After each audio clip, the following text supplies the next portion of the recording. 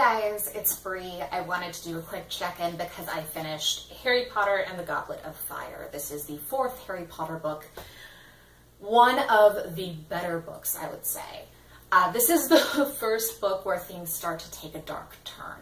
We start the book with opening up to a mysterious mansion wherein we find Tom Riddle torturing and killing a muggle. From there, the book goes on to take us to the Wizarding World Cup for Quidditch, where we find Harry, Hermione, and the Weasleys all watching the game. Turns out it's a huge event, as you might imagine.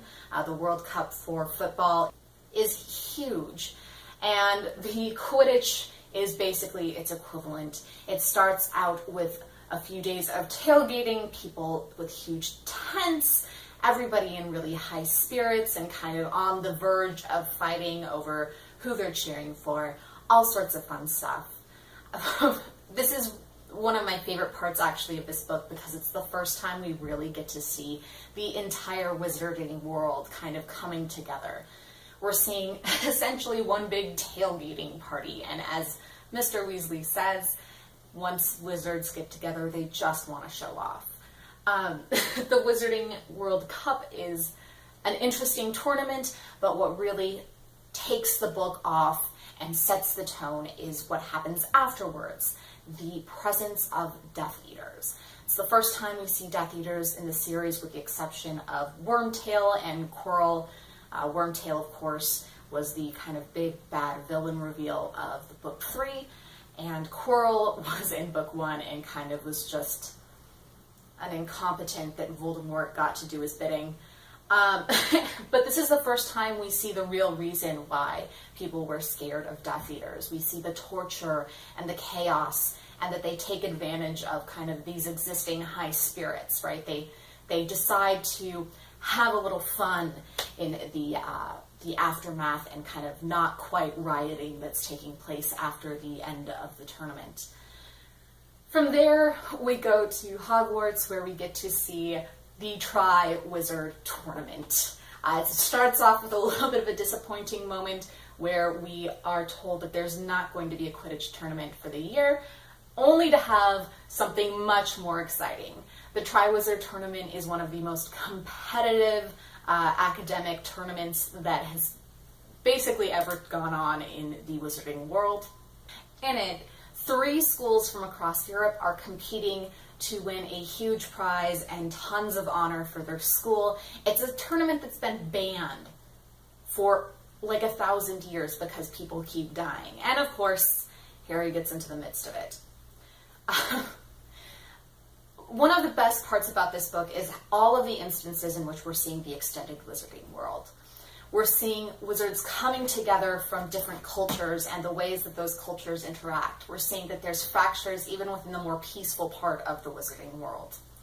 On top of that, we get to see some old favorite characters. We're seeing people like Dobby come back. We're seeing my personal favorite and my one true Harry Potter book boyfriend, Charlie Weasley. And we're being introduced to people who will become throughout the series additional favorites. Victor Crumb, for instance. This is really the turning point in this series where it becomes a young adult, darker fantasy story. It's the first time when we're really getting that sense of, oh my god, stuff's about to go down. But we're seeing the first real rise of Voldemort.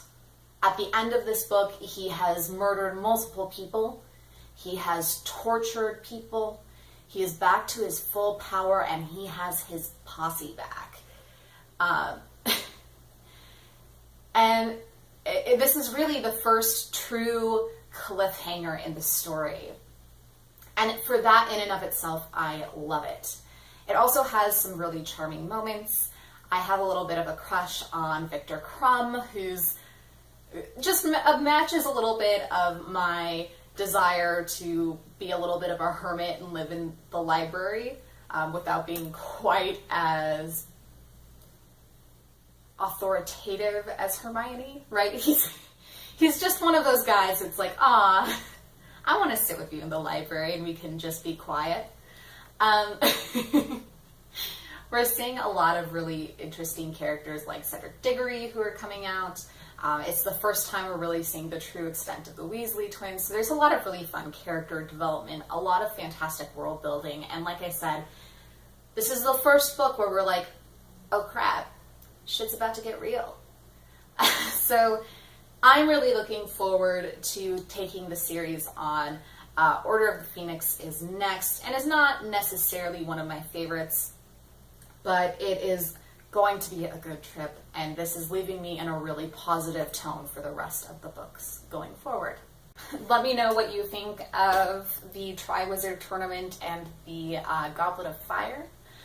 I hope you're having a fantastic reading week. You know the drill. Comment, like, and subscribe, and I will talk to you later. Bye.